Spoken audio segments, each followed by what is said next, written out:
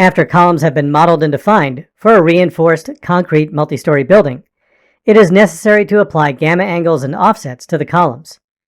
Gamma angles need to be applied to the 4 columns located at axes 1 and 4. In the drawing area, select the columns.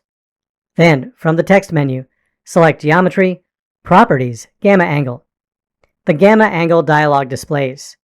The member list already indicates the selected columns. Expand the Special Values dropdown and select 90 degrees.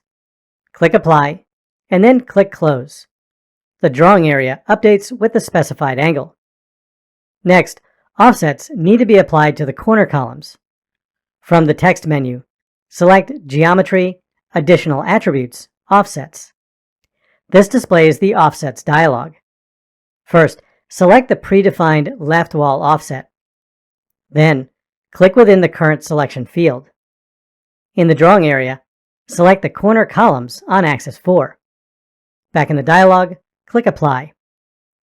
Now, offsets need to be applied to the right corner columns. Again, from the Offset dialog, select Right Wall. Then, click within the current selection field. In the drawing area, select the corner columns along axis 1.